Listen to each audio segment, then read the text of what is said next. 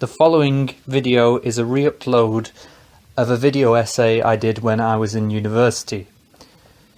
It criticises the education system in the UK and its attitude in current legislature towards the discipline and punishment given within schools. It compares and contrasts it with existing discipline and punishment procedures that I myself witnessed in schools. Enjoy. Discipline and punishment within the school setting has always been viewed as somewhat of a deterrent from bad behaviour by teachers and parents. However, students sometimes see these punishments as somewhat confusing or unnecessary. I have witnessed this myself firsthand through interviews with students and teachers. Unsurprisingly, students see certain school rules, such as taking your coat off indoors as soon as you step in the building, as unnecessary and achieving nothing.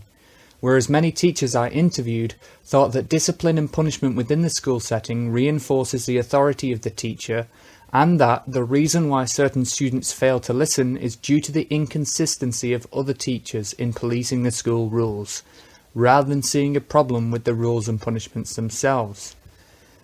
I agree somewhat with the students and somewhat with the teachers, in that I agree that certain rules are pointless, but I believe that the underlying reason for pointless rules is authority, and an unnecessary reinforcement of authority at that.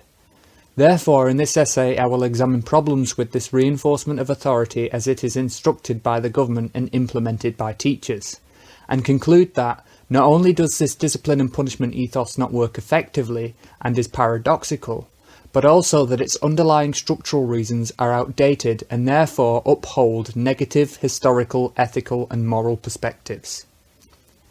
I will critically analyse in this essay two government documents on legislation and instruction for teaching, the first being the Department of Education's Behaviour and Discipline in Schools. In this document, in section 13, it states, "Teachers can discipline students whose conduct falls below the standard which could reasonably be expected of them." This statement, upon first viewing, seems broad and non-constrictive for the teacher in a positive way. However, a closer inspection can see that this statement can in fact reinforce negative behaviour by teachers unwittingly, due to its very broad nature. By this I mean that because the above quote talks of the standards that could be expected of a pupil, it means that subliminally, bias in a teacher's mind could affect the standards at which they believe a student should reasonably attain. An example of this is seen with the rapper, author and political activist Akala. In his book Natives, Race and Class in the Ruins of Empire, Akala discusses how a teacher's racial bias led to unfair disciplinary actions being used upon him. Examples included his teacher ripping up a drawing and making him redraw it several times, whilst the rest of the class played outside, and being put into a special educational needs group despite being good at his work. Akala also quotes a study by Bristol University whereby students' blind assessment marks were compared with the assessment marks given by a teacher that knows them, the result being that Indian and Chinese students were rated higher by their teachers, and that teachers assess black pupils' academic ability as being far lower than their actual academic ability, and underestimate their intelligence twice as much as they do for white children. To the practitioner at the time, the behaviour witnessed by Akala firsthand would be seen as normal. However, from our outside perspective, such punishments are absurd. Another example of absurd punishment, but from a different perspective, is seen in Bertrand Russell's Education and Social Order, whereby he discusses that in schools of his time, schoolmasters would punish children for wetting the bed even though the punishments wouldn't help, and that the cause of the habit in older boys is usually some deeper-seated unconscious psychological disturbance. This suggests that teachers inflict discipline and punishment unfairly, even wittingly as well as unwittingly, as they know full well that discipline will not cure this disorder. So what does this all mean? Well, I believe that the government statement is too broad and too generalised, and as a result it has a twofold effect. The first being that those who merely follow it and implement the rule will attach to it their biases in education, racial, economic biases and cultural biases. For example, those students with less cultural capital or with limited access to books may be punished for failing to meet the standards which could be reasonably expected of them. Secondly, this statement, I believe, supports a teacher's intuition to punish as appropriate, i.e. if behaviour falls behind a certain imaginary line, even if punishment does not seem to work, the teacher will still feel the need to inflict it upon the student. Of course, it can be argued that class, race and psychological issues are part and parcel of the reasonably expected part of the statement, so that the teacher can adjust their punishment accordingly. This could be true, however I believe that firstly, for those that just read the statement, it doesn't encourage the teacher to think critically about the way their punishment is delivered to each individual student. And secondly, it may say reasonable expectations, but to truly be effective, it has to define what these reasonable expectations are, as each practitioner has different levels of expectation compared to another. So far, we have concluded that current advice from the government is in part too broad and as a result ignorant of economic and racial bias. In the second part of the essay, we will analyse the exercise of this authority and what this means for broader practice. We will analyse this through the second document, the Teacher's Standards Overview.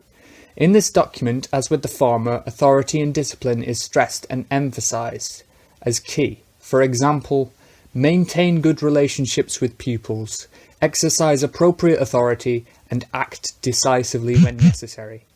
This statement reinforces the same problems witnessed in the earlier, as there are, of course, philosophical problems with what is appropriate punishment, and is punishment a good thing at all? We must, through these, confront the question that if punishments are seemingly used regularly and unfairly, then what is the case for the punishment system we have in schools? Well, many may argue that the case for the punishment lies within power and authority. Marxist educational theory, for example, would say that punishment and the education system are there as part of a wider ideological state apparatus to indoctrinate and make low-skilled workers for the enablement of the capitalist system to continue. Now, to an extent, I agree that discipline and punishment are used as form of control in the education system. Such pointless rules, I believe, are reflective of those which a worker may have to obey when they leave the education system. Not only that, but I agree that as advanced industrial society is seen as a system of repression that stifles debate, so too the education system, I believe, stifles debate. This is so people can learn mere basics for low-skilled jobs rather than being a critical member of our democracy, which I would say is far more important. However, I believe that discipline, punishment and power structure go far deeper than the Marxist analysis. Power structures in school work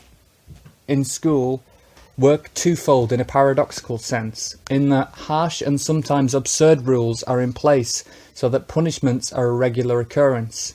Yet simultaneously the teacher has to maintain good relationships with pupils. Surely to be the one who constantly punishes things that are not worthy of being punished, you are not going to gain a positive relationship with the people you inflict punishment upon. This points out to me the real absurdity here of government legislature, its broadness and its pursuit of opposite goals. In the first statement there was a paradox of reasonable expectations in that reasonable expectations differ from practitioner to practitioner, and therefore behaviour is never punished equally, and therefore students are left in a state of perpetual confusion.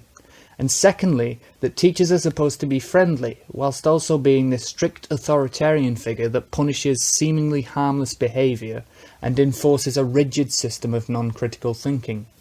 In short, power structures in school need to be reassessed, subliminal bias needs to be challenged, and more importantly, a broader systematic change needs to happen within current legislature and attitudes towards punishment, lest we carry on living up to Akala's statement that state schooling in Britain both today and when I was a child seems to be stuck in a Victorian-era paradigm, guided by notions of discipline, obedience and deference to one's betters, of becoming a good worker and getting a good job.